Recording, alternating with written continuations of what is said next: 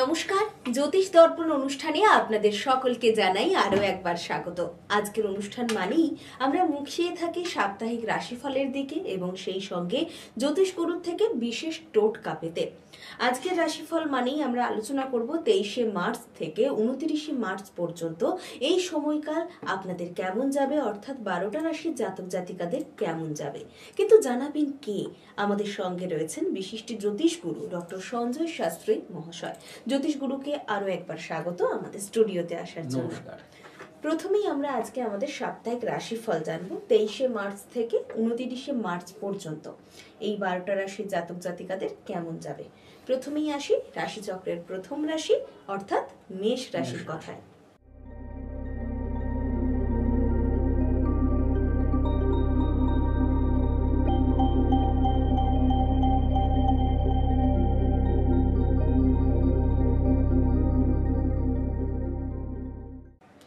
হ্যাঁ, এই সপ্তাহে আমাদের মেষ রাশির জাতক এবং জাতিকা উভয়ের ক্ষেত্রেই খুবই ভালো সময়।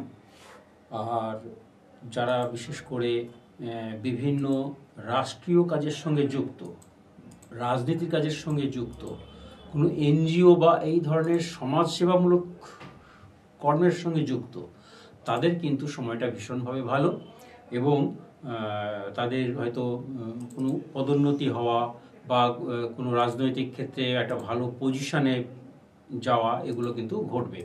আর্থিক ক্ষেত্রেও সেই সঙ্গে কিন্তু উন্নতি লাভ করবে। যারা স্টুডেন্ট আছেন তাদের ক্ষেত্রে বলবো তাদেরও শিক্ষাক্ষেত্র এবং সমস্ত জায়গাতে কিন্তু এরকম উন্নতি ঘটবে এবং অনেক ক্ষেত্রে দেখা গেল যে সরকারি এমনগুলো জায়গায় পৌঁছে যাবেন যেখানে হয়তো মানে নিজের ঘরের পয়সা খরচ হবে না, কিন্তু সরকারের পয়সায় বা অনুদানে বা সরকারি যেটাকে আমরা বলি জল পানি পাওয়া, সেই ধরনের স্টাইপেন্ড পেয়ে তারা কিন্তু ভালো জায়গায় পৌঁছবে। বেশ, এরপরে আমরা আসি রাশিচক্রের পরবর্তী রাশি অর্থাৎ বৃষ রাশির কথায়।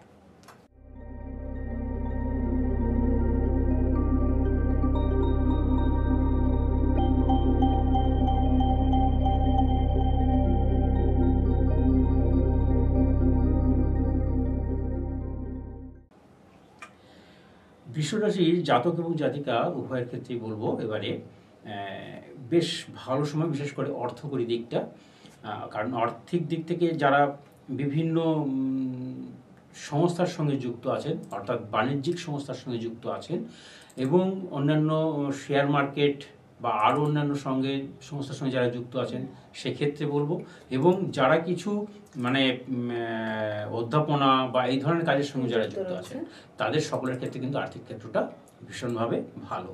আর এছাড়াও যারা অন্যান্য বিভিন্ন সৎসঙ্গ করে থাকেন, সাধু সন্ন্যাসী করে থাকেন, বিভিন্ন মঠ মিশন এইসবের সঙ্গে যারা যুক্ত হয়ে আছেন, হ্যাঁ, তাদেরও কিন্তু খুব ভালো সময় যাবে এবং বিশেষ করে আর্থিক দিকটা তাদেরও কিন্তু আসবে। অর্থাৎ মানুষের অনুদান, মানুষের যে ডোনেশনগুলো আসে সেই ধরনের ডোনেশন কিন্তু তারা পাবেন এবং মানুষের সৎ কাজে সেই সবগুলো আরো ব্যবহারের জন্য আরো কাজ করতে পারবেন, এগোতে পারবেন। সুতরাং বৃষ রাশি জাতক জাতিকারা যারা এই ধরনের সেবামূলক কাজের সঙ্গে যুক্ত রয়েছেন তাদের কাছে কিন্তু একটা আর্থিক দিকের ক্ষেত্রে বেশ একটা উন্নতি দেখা যাচ্ছে। এরপরে আমরা আসি রাশিচক্রের পরবর্তী রাশি অর্থাৎ মিথুন রাশির কথায়।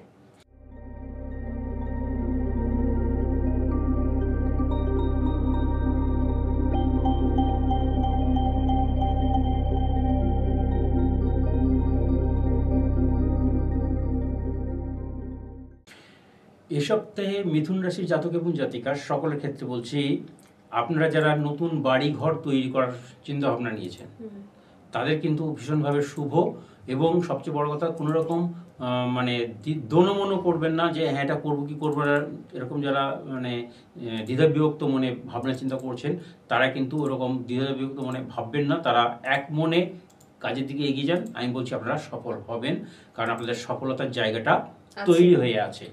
অতএব আপনারা যারা জমি জায়গার ব্যবসা বাণিজ্য করছেন, অর্থাৎ কেনা বেচা করেন জমি জমা বা প্রমোটারি ব্যবসা করছেন, তাদের ক্ষেত্রেও কিন্তু ভীষণভাবে সুযোগ সুবিধা আসছে এবং আর্থিক ক্ষেত্রেও কিন্তু খুব ভালো আসছে। হ্যাঁ, সুতরাং আর স্টুডেন্ট যারা রয়েছেন, হ্যাঁ, তাদের ক্ষেত্রেও কিন্তু এটা খুব ভালো সময়। এক মনে আপনারা একটু যদি নিজের প্রতি বিশ্বাসটা রাখতে হবে, রেখে আপনারা যদি পড়াশোনাটা ঠিকভাবে করেন, আপনারা কিন্তু রেজাল্ট অবশ্যই ভালো পাবেন। বেশ, এই তো গেল মিথুন রাশির জাতক জাতিকাদের 23শে মার্চ থেকে 29শে মার্চ পর্যন্ত সময়টা কেমন যাবে জ্যোতিষগুরু বললেন। এরপরে আমরা আসি আমাদের রাশিচক্রের পরবর্তী রাশি অর্থাৎ কর্কট রাশির কথায়।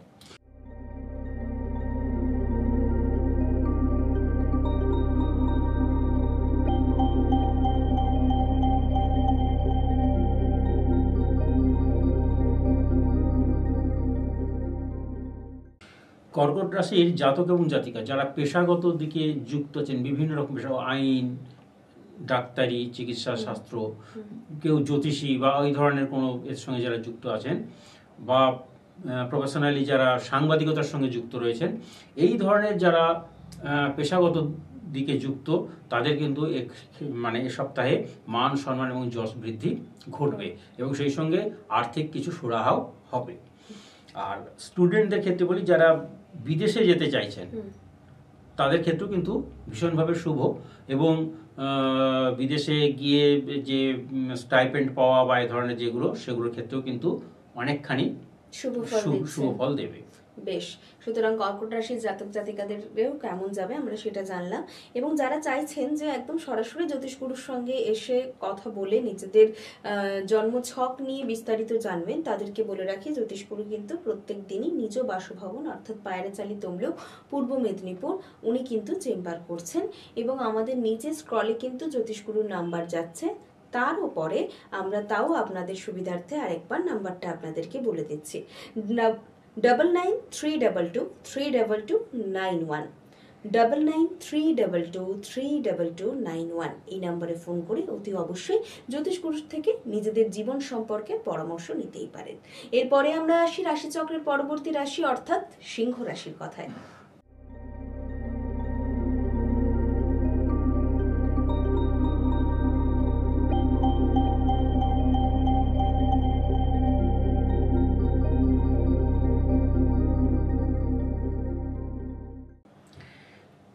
এ সপ্তাহে সিংহ রাশির জাতক এবং জাতিকা উভয়ের ক্ষেত্রেই বলছি, যারা খুব মানে কঠিনভাবে নিজেকে মানে মনের মধ্যে তৈরি করে ফেলেছেন যে আমি রাজনীতিতে নিজেকে বড় করবো বা পলিটিক্যাল নিয়ে বড় করব, তারা কিন্তু পলিটিক্যাল দিকে নিজেকে ভালোভাবে মুভমেন্ট করতে পারেন এবং রাজনীতির বিভিন্ন ক্ষেত্রেও আপনাদের কিন্তু উন্নতি হওয়ার যোগ রয়েছে।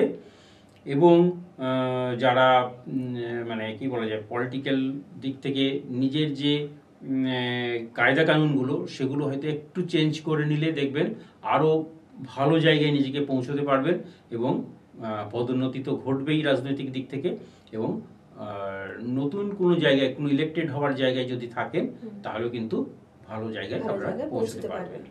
বেশ, সুতরাং সিংহ রাশির জাতক জাতিকারা যারা এই পলিটিক্সের সঙ্গে যুক্ত রয়েছেন, তাদের জন্য কিন্তু এই সময়কালটা বেশ ভালো। এরপরে আমরা আসি রাশিচক্রের পরবর্তী রাশি অর্থাৎ কন্যা রাশির কথায়।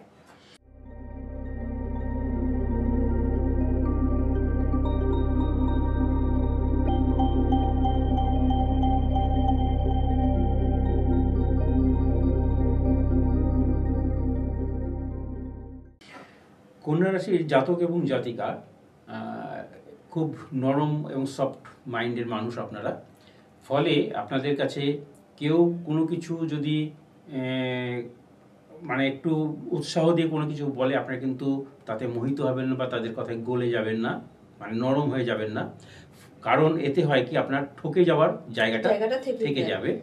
আপনাদের এই সময়টাতে ঘর বাড়ি তৈরির এবং বিভিন্ন ক্ষেত্রে কিছু জমি জমা কেনার যদি ব্যাপার থেকে থাকে, সেগুলো কিন্তু সুন্দরভাবে হবে। কিন্তু সাবধানে করবেন এবং সতর্কতার সঙ্গে করবেন এবং বিশ্বস্ত লোকেদের সঙ্গে আপনি সবসময় যেন যোগাযোগ রেখে কাজগুলো করবেন, ফলে আপনার কাজের সুবিধে হবে। নচেত হয়তো ঠকে যেতে পারেন বা আপনার আর্থিক ক্ষতি একটা সম্মুখীন হতে পারেন, তাই সাবধান থাকবেন। নচেত আপনাদের মোটামুটি যা আছে অবস্থা, এটা খুবই ভালো সময়। বেশ, কন্যা রাশির জাতক জাতিকারা শুনলেন যে আপনাদের এই সময়টা কেমন যাবে। এরপরে আমরা আসি রাশিচক্রের পরবর্তী রাশি অর্থাৎ তুলা রাশির কথায়।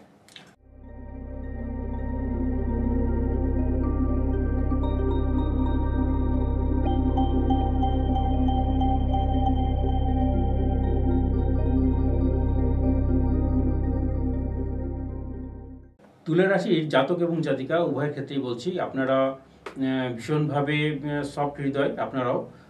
ফলে আপনাদের দিয়ে অনেকে কোনো কিছু বললে আপনি সেটা না করার জায়গায় থাকেন না। অর্থাৎ আপনাকে কেউ কোনো একটা আদেশ দিল, কোনো একটা কাজ করার কথা বললো, আপনি সেটা যে না বলতে হয়, এই না বলার জায়গাটা কিন্তু আপনার ভিতরে নেই।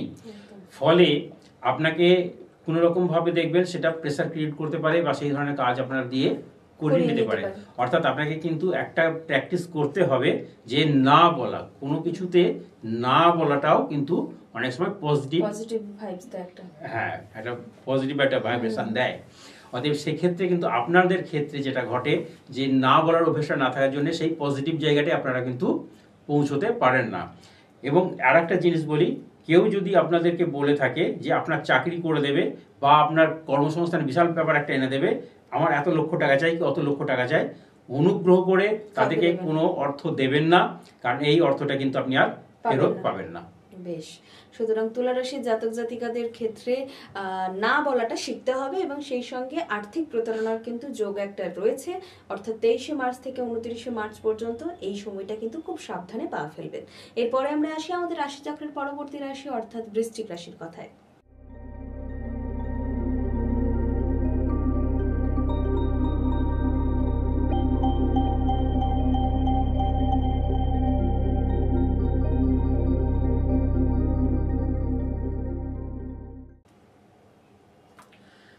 বৃশ্চিক রাশির জাতক এবং জাতিকা উভয়ের ক্ষেত্রেই বলি, গুরুজনদের প্রতি একটু কি বলা যায়, সতর্ক দৃষ্টি রাখা প্রয়োজন। বাড়িতে যদি খুব বয়স্ক মা বাবা থেকে থাকেন বা দাদু দিদা থেকে থাকেন, তাদের প্রতি একটু সতর্ক দৃষ্টি রাখবেন, কারণ শারীরিক দিক থেকে হয়তো কোনো ক্ষতি হতে পারে, ক্ষতি না হলেও মানে কোনো ডিস্টার্ব এসে যেতে পারে, হঠাৎ করে ব্যস্ত হয়ে যেতে পারেন।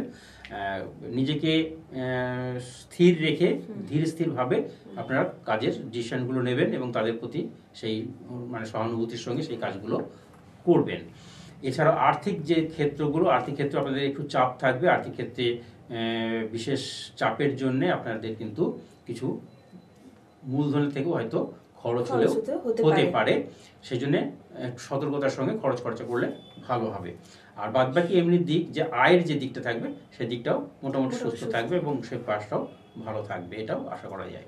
বেশ, সুতরাং বৃশ্চিক রাশির জাতক জাতিকাদের ক্ষেত্রে আমরা কিন্তু শুনে নিলাম কেমন যাবে। এছাড়াও যারা চাইছেন যে একেবারে সরাসরি এসে জ্যোতিষগুরু থেকে পরামর্শ নেবেন, তাদেরকে বলি জ্যোতিষগুরু কিন্তু নিজ বাসভবনে প্রত্যেক দিনই চেম্বার করছেন, অর্থাৎ পায়রাচালি তমলুক পূর্ব মেদিনীপুরে। এবং জ্যোতিষগুরুর নাম্বার স্ক্রলে তো যাচ্ছেই, তার সঙ্গে আরও একবার আপনাদের জন্য 9932232291 এই নম্বরে ফোন করে অতি অবশ্যই জ্যোতিষগুরুর সঙ্গে আপনারা যোগাযোগ করে নেবেন। এরপরে আমরা আসি আমাদের পরবর্তী রাশি অর্থাৎ ধনু রাশির কথায়।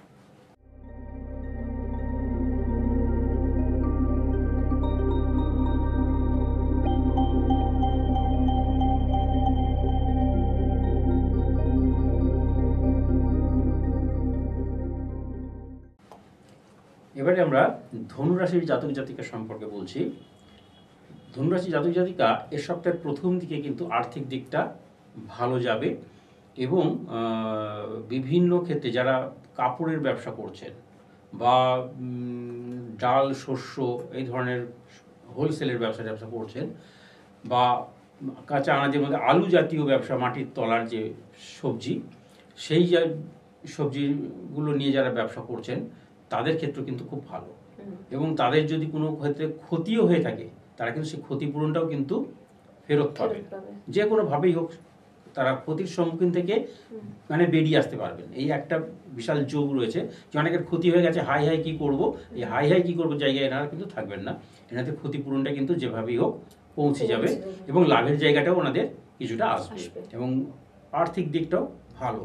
যারা বিদেশ যাওয়ার জন্য ভাবনা চিন্তা করছেন, বিশেষ করে আমেরিকা বা পূর্ব ইউরোপের দেশগুলোতে, তাদের ক্ষেত্রে কিন্তু শুভ।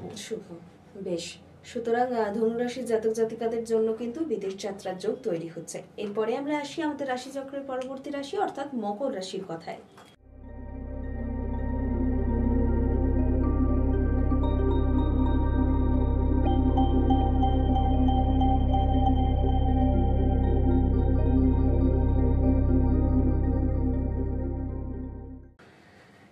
মকর রাশির জাতক এবং জাতিকা উভয়ের এর সপ্তাহটা বেশ ভালো।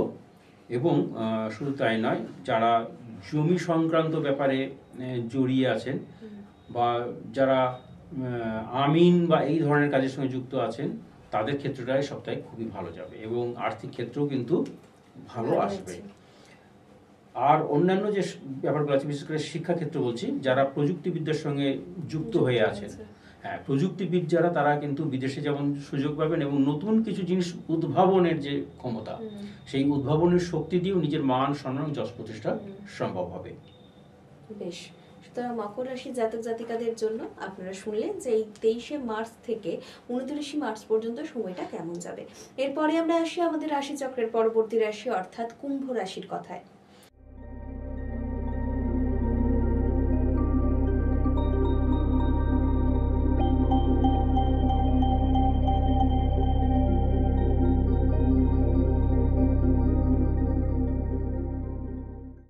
কুম্ভ রাশির জাতক এবং জাতিকা উভয়ের ক্ষেত্রে বলছি, এ সপ্তাহে যাদের বিবাহের কাছাকাছি যোগগুলো ছিল এবং আগামী বৈশাখে যাদের বিয়ের এগুলো আসছে, হয়তো কোনো কারণে, অজ্ঞাত কারণে সে বিবাহগুলো হয়তো কিছুটা ঢিলে হয়ে যাবে বা একটু কি বলা যায়, হয়তো একটু থমকে যেতে পারে। সেক্ষেত্রে আমি জাতক জাতিকা উভয়ের ক্ষেত্রেই বলবো যেন খুব ঠান্ডা মস্তিষ্কে ব্যাপারগুলোকে নিয়ে চিন্তা ভাবনা করা হয়। এবং যারা মানে যদি প্রেমজনিত হয় তাহলে ঝগড়াঝাটি বা এই ধরনের ব্যাপারটা থেকে থাকে, সেই জায়গায় তারা যাবেন না। আর যদি যোগাযোগের ক্ষেত্রে হয়ে থাকে তাহলে বাবা মায়ের ক্ষেত্র থেকে বলবো বা আত্মীয় স্বজনের ক্ষেত্রে থেকে বলবো যেন কোনো রকম কোনো ডিবেটের মধ্যে বা কোনো তর্কাতর্কির মধ্যে না যাওয়াই ভালো। সেক্ষেত্রে মানে নববধূ এবং নব এর বরের জায়গাটা খারাপ তৈরি হয়ে যেতে পারে। তো এক্ষেত্রে বলবো আপনারা ভালোভাবে আপনাদের জায়গাগুলো সুস্থভাবে তৈরি করার চেষ্টা করবেন। আর আর্থিক ক্ষেত্রে বলছি, যারা বাইরে চাকরির জন্য যাচ্ছেন, অর্থাৎ ভারতবর্ষের পশ্চিম দিকে যারা চাকরির জন্য যাচ্ছেন, তাদের চাকরি ক্ষেত্রটা শুভ এবং চাকরি ভালো জায়গায় পৌঁছতে পারবে। বেশ, সুতরাং এই তো আমরা শুনলাম কুম্ভ রাশির জাতক জাতিকাদের কথা। এরপরে আমরা আসি মীন রাশির জাতকদের কথায়।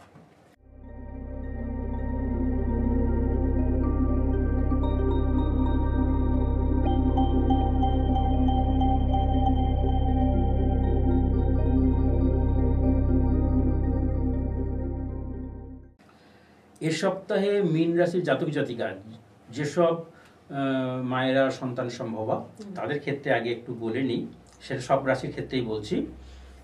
এই সপ্তাহে যে জাতক জন্মগ্রহণ করবে সকাল 6টার মধ্যে, মানে ভোর 5:30 থেকে 6টা এর মধ্যে যারা আসবেন, সেই জাতক এবং জাতিকারা কিন্তু একটা বড় সাইন করার দিকে তারা এগোতে পারবেন। এই কথাটা আমি কিন্তু এখন থেকে সেই ভবিষ্যৎ জাতক এবং জাতির জন্য আমি ফরকাস্ট করে রাখলাম।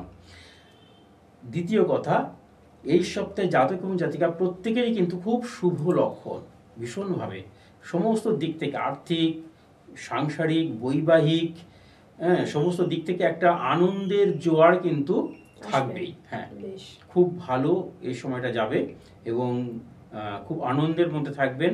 ধর্মকর্ম ভীষণভাবে ভালো হবে। হ্যাঁ, আধ্যাত্মিক চেতনায় যারা রয়েছেন তাদের হয়তো কিছু ক্ষেত্রে হয়তো সম্পূর্ণ সিদ্ধ না হলেও কিছু তারা সিদ্ধি লাভ করবেন এবং যারা আধ্যাত্মিক পথে আছেন তাদেরও ভীষণ ভালো সময় যাচ্ছে। বেশ, সুতরাং মীন রাশির জাতক জাতিকাদের জন্য কিন্তু এই সময়টা বেশ ভালো এবং এই ভালো সময়টাকে কাজে লাগাতে শিখুন।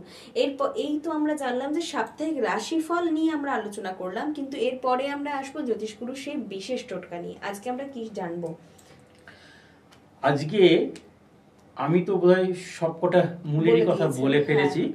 তো আজকে আমি সমস্ত মূলগুলোর প্রত্যেকটার মানে একটি একটি করে নাম বলবো এবং তাদের জুথিটি কিভাবে তৈরি করতে হয় আমি সেটাও বলবো। আমরা প্রথমে আমরা ধরি মঙ্গলের ক্ষেত্রটা। মঙ্গলের সঙ্গে আমরা ব্যবহার করে থাকি অনন্ত মূল, আর যেটা থাকে সেটা হচ্ছে রাহুর জন্যে আমাদের ব্যবহার যেটা করা হয়, অর্থাৎ শ্বেত চন্দন, শ্বেত চন্দনের মূল। কেতুর জন্য আমরা ব্যবহার করি অশ্বগন্ধা, তারপরে আসছি আমরা চন্দ্র। চন্দ্রের জন্য আমরা ব্যবহার করি ক্ষীরিকা মূল। আসছি এরপরে বুধ। বুধের জন্য আমরা ব্যবহার করি বৃদ্ধ দ্বারকের মূল। বৃহস্পতির জন্য আমরা ব্যবহার করি ব্রহ্ম জ্যৈষ্ঠের মূল।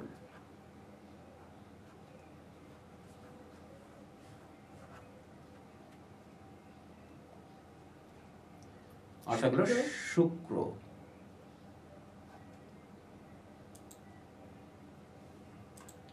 এটার জন্য আমরা ব্যবহার করি রামবাসক। শনি। শনির জন্য আমরা ব্যবহার করি শ্বেত বিড়ালা। শ্বেত বিড়ালা। 1 2 3 4 5 6 7 8 আর একটা থাকছে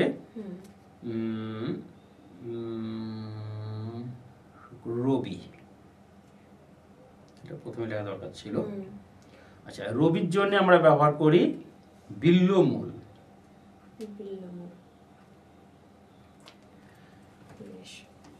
এবারে দেখা যাক আমাদের জীবনের বিভিন্ন ক্ষেত্রে বিভিন্নভাবে একরকম কিন্তু ভাবটা থাকে না। বিভিন্নভাবে দেখা যাচ্ছে কারোর সাংসারিক অশান্তি হচ্ছে প্রচণ্ডভাবে, এদিকে অর্থও নেই, তাহলে আবার অর্থেরও দরকার আছে, সাংসারিক শান্তিও দরকার আছে। আবার কারো চাকরি হচ্ছে না, চাকরি বাকরি হচ্ছে না, সেখানেও আর্থিক দিকটা একটা দিক থেকে চাপা পড়ে যাচ্ছে, ফলে সেখানে একটা অসুবিধা হচ্ছে। আবার অনেকে বিয়ে থাওয়া করে ফেলেছে, দেখা গেলো সেই সময় তার চাকরিটা চলে যাচ্ছে, বা চাকরি নেই, এই অবস্থায় বিয়ে করে ফেলেছে, তাদের সাংসারিক একটা অশান্তি এক ধরনের। তো এইরকম বিভিন্ন ধরনের মানে হাজার হাজার রকমের তো অসুবিধে। তো এগুলোর সময় আমরা কি করব? তখন তার একটা মূল দিয়ে তো কাজ হবে না। তখন আমরা যে জিনিসটা করি সেটাকে বলা হয় জুথি, অর্থাৎ রত্ন জুথি। আমরা যেমন মঙ্গলের জন্য রত্ন ব্যবহার করব কি রক্তপ্রবাল, এটা লাল গাঢ় রক্তপ্রবাল ব্যবহার করতে হবে, এবং অক্সফোর্ড কালার লাল যেটা থাকবে মানে অক্সফোর্ড মানে ব্লাড কালার, হ্যাঁ, সেই ধরনের এটা আমরা ব্যবহার করবো। রাহুর জন্য হচ্ছে আমরা কি করব না শ্বেত চন্দন। এই শ্বেত চন্দনের মূল আমরা সবসময় পাই না, এটার জন্য আরেকটা জিনিস বলে রাখি, আমাদের বাড়ির আশেপাশে যেটা থাকে সেটা হচ্ছে আপাং মূল বা অপমার্গ। এই অপমার্গ গাছ কিন্তু একটা বিশাল বড় ঔষধি গাছ। এই গাছটা দিয়ে আমরা ভূত প্রেত লেগে গেছে অনেকের বলে থাকি, সেক্ষেত্রেও কিন্তু এই গাছটা ভীষণভাবে কাজ করে। বা অনেকের কাজ হতে গিয়ে হচ্ছে না, সেসব ক্ষেত্রে যদি ব্যবহার করা হয় কিন্তু এই কাজগুলো ভীষণভাবে ব্যবহার হয়। জন্য আমরা অপমার্গের কথাটাও জানিয়ে রাখছি। আপনারা একটু দেখলেই বুঝতে পারবেন যে জটার মতন হয় শীষগুলো, বাড়ির আশেপাশেই ওগুলো রয়েছে। এর জন্য আমরা রত্ন হিসেবে ব্যবহার করি গোমেদ। এই গোমেদের মধ্যে সবচেয়ে বেস্ট বা ভালো গোমেদ হচ্ছে সিলোনিজ গোমেদ। এরপর হচ্ছে আমরা কেতু বা অশ্বগন্ধার কথা আমরা বলেছি। এই অশ্বগন্ধা জন্য যে রত্নটা ব্যবহার করি সেটা হচ্ছে ক্যাটসাই। এই ক্যাটসাই হচ্ছে ব্যবহার করলে পরে অশ্বগন্ধার কাজটা এসে যাচ্ছে। এবং অশ্বগন্ধা গাছ আমাদের বিভিন্ন কাজের জন্য ব্যবহার হয়। বিভিন্নভাবে শারীরিক দুর্বলতা থাকলে বা এটা সেটা থাকলে সেগুলো ব্যবহার করি। এরপরে আসছে আমরা ক্ষীরিকা মূল। এই ক্ষীরিকা মূল আমরা ব্যবহার করি চন্দ্রের জন্য। তো চন্দ্রের জন্য যে ক্ষীরিকা মূল ব্যবহার করি, এর জন্য আমরা দুটো জিনিস ব্যবহার করতে পারি। একটা হচ্ছে, প্রথম হচ্ছে মুক্তা। যদি ইন কেস কারোর শখ থাকে খুব ভালো, তাহলে তারা মুন স্টোন বা চন্দ্রকান্ত মণি ব্যবহার করতে পারেন। হ্যাঁ, চন্দ্রকান্ত মণি। এরপরে আসছে বুধ।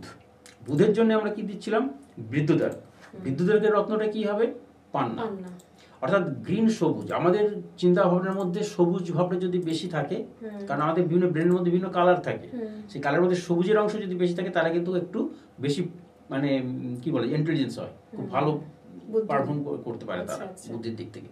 তো সেই জন্য আমাদের বৃদ্ধদ্বারকের এটা বলা হয়। আর একটা জিনিস আমি বলি, ব্রাহ্মী শাক। এটা আপনার ধারণ করতে হয় না, কিন্তু এটা খেতে হয়।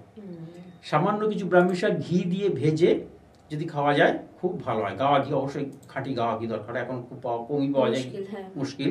হ্যাঁ, কিন্তু ব্রাহ্মী শাক যদি খাওয়া যায় খুব ভালো হয়, এবং সঙ্গে মৃদুদারকের মূল ব্যবহার করতে হবে। এবং স্টোন হিসেবে যেটা আমরা বলি সেটা হচ্ছে পান্না।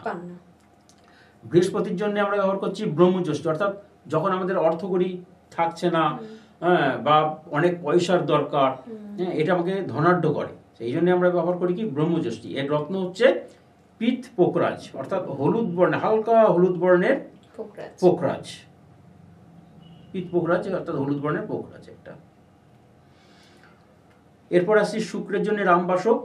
রামবাসক কি করছে না, আমাদের যে বিভিন্ন কামনা বাসনা আছে, কামনা বাসনার মধ্যে খুব সুন্দর একটা সুন্দর বাড়ি বানাবো, আমি একটা খুব সুন্দর গহনা তৈরি করব, বা আমি একটা ভালো ডিজাইনের কিছু একটা জিনিস তৈরি করব, এই যে সুন্দরের প্রতি যে আমাদের আকর্ষণ, এই সুন্দরের আকর্ষণটা আসছে আমাদের শুক্র থেকে, ঠিক আছে। এবং শুক্র থেকে আমাদের সন্তানের কামনাটাও আসে। এর জন্য আমরা কি করি, রামবাসক। রামবাসকের রত্ন কি, হীরক। হ্যাঁ, আমরা এই হীরকটা দুরকম ব্যবহার করি, একটা হচ্ছে স্টিল ব্লু কালার, আর একটা হচ্ছে একটু ইয়োলিস কালার। যাদের কন্যা সন্তানের জন্য ব্যবহার করেন তারা হচ্ছে একটু ইয়োলিস কালারটা ব্যবহার করবেন, যারা পুরুষ সন্তানের জন্য ব্যবহার করবেন তারা হচ্ছে ব্লুইসটা ব্যবহার করবেন। এই আর রামবাসকের ক্ষেত্রে কিন্তু এটা দুটোর ক্ষেত্রে সে প্রযোজ্য হবে। শনির জন্য আমরা ব্যবহার করি কি শ্বেত বেরোল। শনি কখন আমরা বুঝতে পারি, ধরুন কারো খুব বড় ফ্যাক্টরি আছে, ফ্যাক্টরিতে গন্ডগোল, লেবার প্রবলেম, বাড়িতে দেখা যাচ্ছে স্বামী স্ত্রী মানে কন্টিনিউ ঝগড়াটা থামছে না, স্ত্রী কথা শুনছে না, ছেলে কথা শুনছে না, বাড়ির চাকর বাকর কথা শুনছে না, বাড়ির কাজের লোক আসছে তারা কথা শুনছে না, অপমান করে দিয়ে চলে যাচ্ছে, এই ক্ষেত্রে বুঝতে হবে যে তার স্যাটার্নটা বা শনিটা খুব খারাপ যাচ্ছে। তো এক্ষেত্রে আমরা ব্যবহার করবো শ্বেত বেড়ালা। তখন এই যে শ্বেত বেড়ালা ব্যবহার করব, এই শ্বেত বেড়ালার ব্যবহার না করে আমরা স্টোন খুঁজি, তাহলে আমরা রত্ন ব্যবহার করব, অর্থাৎ সেই রত্নটা কি, নীলা। ঠিক, এই নীলাটা হচ্ছে 3 রকমের। 3 রকম নীলার মধ্যে আমরা যেটা ব্যবহার করি স্টুডেন্টদের ক্ষেত্রে সেটা হচ্ছে ইন্দ্রনীল নীলা। ইন্দ্রনীল নীলা কেন ব্যবহার করি না, স্টুডেন্টদের পড়াশুনোর যে খুব খারাপ অবস্থা হয় সেই খারাপ অবস্থা থেকে তাকে উত্তরণ ঘটায়। আবার যাদের কারখানা আছে, ব্যবসা আছে, বাণিজ্য আছে, ঘর বাড়িতে বিভিন্ন সমস্যা আছে, ঝগড়াঝাটি আছে, সেই সব ক্ষেত্রে আমরা কি কোনটা না, অপরাজিতা নীলাটা। এই অপরাজিতা নীলা ব্যবহার করলে এই ধরনের এগুলো ঝামেলাগুলো থেকে মুক্তি পাওয়া যায়। কিন্তু কোনো ক্ষেত্রে আমরা এটা ব্যবহার করবো না, সেটার নাম হচ্ছে রক্তমুখী নীলা। রক্তমুখী নীলা খুব কম লোকের, হয়তো লক্ষে একজন লোকের সেটা ব্যবহার করানো হয়। হ্যাঁ, কিন্তু রক্তমুখী নীলা ব্যবহার করলে পর সাধারণের ক্ষেত্রে আমরা বেশি ক্ষতিগ্রস্ত দেখি। রবি আমাদের হচ্ছে মানে কি আমাদের আত্মা প্রাণ যেটা বলে থাকি, শক্তি সবচেয়ে বেশি। তো সেই রবি যদি আমার সঙ্গে থাকে, আমার মান সম্মান যশ এবং প্রতিষ্ঠা তিনটেই আমরা পাবো, তাই রবিকে আমরা সবচেয়ে বেশি গুরুত্ব দিয়ে থাকি। তো এই রবির গুরুত্বের জন্য আমরা যে গাছটা ব্যবহার করে থাকি তার নাম হচ্ছে বিল্ল। এই বিল্ল মূল আমরা যেটা ব্যবহার করি সেটা হচ্ছে আফলা বিল্লমূলের গাছ, অর্থাৎ চারা বিল্লমূলের যে শিকড় আমরা সেইটা ব্যবহার করব। মানে ফলন্ত যে গাছ আমরা সেটা কিন্তু ব্যবহার করি না, এটা চিন্তা রাখতে হবে। এবং সাধারণভাবে যারা কলকাতা পাশে যারা দিয়ে থাকেন বিল্লমূলটা, ওরা আফলা বিলটাই দিয়ে থাকেন, ওরা চাষ করে আনেন, ওটা পেয়ে যাবেন ওখানেই। আর এই বিল্লমূল জন্য আমরা যে রত্নটা ব্যবহার করি সেটার নাম হচ্ছে চুনি। আমাদের সবচেয়ে বেস্ট চুনির নাম হচ্ছে বার্মিজ চুনি।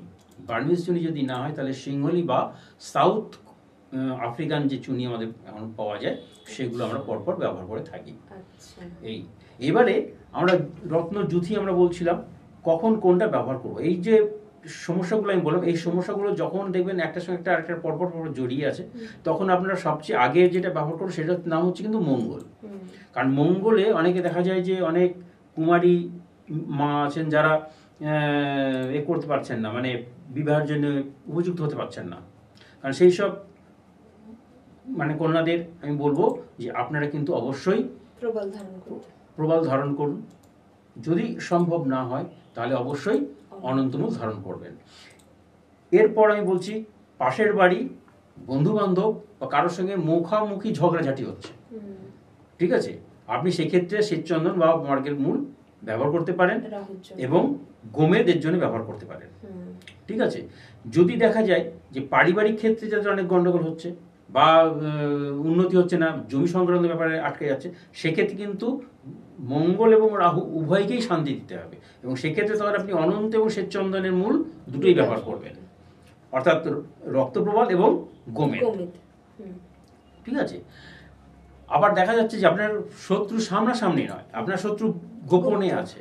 তাহলে গোপনের শত্রুকে আপনাকে মানে গুপ্ত জিনিসকে গুপ্ত করতে হবে, অর্থাৎ বের করতে হবে। তাহলে এটাকে কি করে করবেন আপনি? আপনাকে কিন্তু ধারণ করতে হবে তখন রক্তপ্রবাল এবং কেতুর জন্য অশ্বগন্ধার মূল বা গোমেদ এবং ক্যাটসাই, গোমেদ বলছি রক্তপ্রবাল এবং ক্যাটসাই, এই দুটো রত্ন আপনাকে তখন ধারণ করতে হবে। এই দুটো যদি আপনি ধারণ করেন তখন দেখবেন আপনার গৃহে শান্তি এবং গুপ্ত শত্রু যে আপনাকে মানে মানে গোপনভাবে খারাপ জায়গায় ইন্ধন দিচ্ছে বা খারাপ কিছু করার চেষ্টা করছে, তারা কিন্তু সরে যাবে এবং তার ধরাও পড়ে যাবে। এই এরপর আসছি চন্দ্র। দেখা যাচ্ছে অনেকে আপনার কাপড়ের ব্যবসা আছে, দোকান খুলে বসে আছেন, একটাও বিক্রি বাটা নেই। আপনার মানসিক দিকের স্থিরতা নেই, আপনি পড়াশোনা করতে যাচ্ছেন, আপনি পড়তে পারছেন না, আপনি বসে অন্য আপনার বই সামনে খোলা রয়েছে, আপনি চিন্তা করছেন অন্য জায়গায়। হ্যাঁ, বা আপনি একটা কাজ করতে যাচ্ছেন, সেই কাজটা যে চিন্তাটা নিতে হবে সেই চিন্তাটা না নিয়ে আপনি আরেক জায়গায় চিন্তাটা করছেন। এই যে চিন্তার হেরফের হয়ে যাচ্ছে, আপনি রাতে ঘুমাতে পারছেন না। হ্যাঁ, বিশেষ করে পূর্ণিমার দিন এই ঘটনাগুলো বেশি দেখা যায়, যে রাতে ঘুম হয় না, রাতে জেগে যাচ্ছেন হঠাৎ করে, আপনি খেয়াল করবেন দেখবেন আকাশে চাঁদ রয়েছে মধ্য গগনে। তো এইসব ক্ষেত্রে কিন্তু খিড়িকা মূল ভীষণভাবে কাজ করে। এবং মুক্তা বা আমরা যেটা বলে থাকি চন্দ্রকান্তমণি, হ্যাঁ, এটা ব্যবহার করা যেতে পারে। তো এই সঙ্গে কিন্তু আপনাদের ওই রক্তপ্রবাল এবং চন্দ্রের জন্য খিড়িকা মূল ব্যবহার করবে। আবার দেখার একই সঙ্গে যদি ঝগড়াঝাটি এটা সেটা অশান্তি থাকে, গৃহের অশান্তি রয়েছে, এটা রয়েছে, তখন গোমেদটাও, হ্যাঁ, গোমেদ এবং রক্তপ্রবাল এবং মুক্তা, তখন এই তিনখানা আপনাকে ধারণ করতে হবে। ঠিক এইভাবে একইভাবে পড়াশোনার ক্ষেত্রেও যদি দেখা যায় যে পড়াশোনা করছেন মনে থাকছে না, আপনি প্রচুর পড়ছেন, এক্ষেত্রে আপনার কিন্তু চন্দ্রের সঙ্গে বুধ অর্থাৎ মুক্তা এবং পান্না পড়তে হবে। মুক্তা পান্নার জন্য আপনার মূল কি পড়তে হবে? খিড়িকা এবং বিদ্যুদারও। আবার একটা জিনিস আমি বলি, আমরা ওই যে ডাক্তারিতে একটা দেখি না, যে কোনো ওষুধ, একটা অ্যান্টিবায়োটিক ওষুধ দিলে তার সঙ্গে আমরা কি দিই? একটা অ্যান্টাসিড দিয়েই দিই, যেটা, তাই না? তো আমাদের এসব ক্ষেত্রেও কিন্তু এই যত মূল দিচ্ছি, এই সবকটা মূলের সঙ্গে কিন্তু অনন্ত মূলটা একটা অ্যান্টাসিডের মতন কাজ করে। হ্যাঁ, ফলে কি আমি যখন চন্দ্র এবং বুধ দিলাম, এগুলো কাজ করবে না আমি জানি, কিন্তু ওখানে যখন আমি অ্যান্টাসিডটা দিয়ে দেবো, অর্থাৎ আমাদের ওই অনন্ত মূল দিয়ে দেবো, তখন কিন্তু এই মূলগুলো আবার সুন্দর কাজ করে যাবে। তো এরকম ব্যাপারটা রয়েছে। আবার ব্রহ্মযষ্টি অর্থাৎ আপনার অর্থের দরকার, বৃহস্পতির জন্য আপনি কি করবেন না, অনন্ত মূল এবং ব্রহ্মযষ্টির মূল, এই দুটো মূল কিন্তু ধারণ করবে। এই দুটো মূল ধারণ করলে আপনার আর্থিক ক্ষেত্রটা স্টেবল হয়ে যাবে। কিন্তু ঝঞ্ঝাট যদি থেকে থাকে তাহলে কিন্তু রাহুর জন্য শ্বেতচন্দন মূল আপনার, যেটা হচ্ছে গোমেদ, আপনি যেটা বললেন। তো এই যে জিনিসগুলো পরপর আমাদের এইভাবে পরপর সেট করতে হবে। শনির জন্য আমরা শ্বেত বিড়ালে দিচ্ছি, কিন্তু শনির সঙ্গে কিন্তু আমি অনন্তমূলটা খুব সহজে দেব না, কারণ এটা কিন্তু সম্পূর্ণ বিপরীত। হ্যাঁ, অর্থাৎ বিপরীত ক্রিয়া করে। আমরা সেটা জেনে বুঝে দেবো, অর্থাৎ রাশিচক্রের ছক দেখবো, দেখে তারপর ওটাকে আমরা সিলেক্ট করবো। এবং সবচেয়ে ভালো কাজ হয় যেটা, সেটা হচ্ছে মঙ্গল এবং রবি। মঙ্গলের জন্য আমরা যখন অনন্তমূল দিচ্ছি, সেই সঙ্গে বিলমূল ধারণ করলে এর রেজাল্ট সবচেয়ে ভালো আসে। আর রবির জন্য যেমন মান, সম্মান, যশ, প্রতিষ্ঠা এগুলো। আর স্টোন হিসেবে আমরা রক্তপ্রবাল এবং চুনি আমরা ব্যবহার করতে পারি। ফলে এইভাবে যদি আমরা পরপর এগুলো করি তাহলে খুব ভালো হবে। এবং সেটা তো অবশ্যই আমাদের জ্যোতিষগুরু যেমনটা বললেন, কিন্তু এই সমস্ত ধারণ করার জন্য কিন্তু অবশ্যই আপনি দোকানে গিয়ে এক একটা রত্ন কিনে নিলেন, পরে ফেললেন যে আমার এই ধরনের সমস্যা আছে, আমি এটা নিজে করে ফেলি, সেটা কিন্তু একদমই করবেন না। সেটার জন্য অতি অবশ্যই জ্যোতিষগুরু বা আপনার যদি যাকেই ভালো মনে হবে আপনি সেই সমস্ত জ্যোতিষের কাছ থেকে পরামর্শ নিতে পারেন। তবে যদি মূল ধারণ করতে চান তবে আমি বলবো আমাদের জ্যোতিষগুরুর সঙ্গে কিন্তু পরামর্শ করতে, কারণ এই মূলগুলো উনি নিজেই হচ্ছে যে নিজের সংগ্রহে রাখেন এবং আপনাদেরকে আপনাদের রাশির ছক অনুযায়ী কিন্তু উনি প্রেসক্রাইব করেন। দেখতে দেখতে আমরা প্রায় সময়ের কাছাকাছি চলে এসেছি, এবার আমাদেরকে বিদায় জানাতে হবে। তবে বিদায় জানানোর আগে আরও একবার আপনাদেরকে ধন্যবাদ জানাবো এবং সেই সঙ্গে ধন্যবাদ জানাবো আমাদের জ্যোতিষগুরুকে, যিনি তার এতটাই মূল্যবান সময় আমাদেরকে দিলেন। আজ এই পর্যন্তই। সকলে ভালো থাকুন, সুস্থ থাকুন। নমস্কার।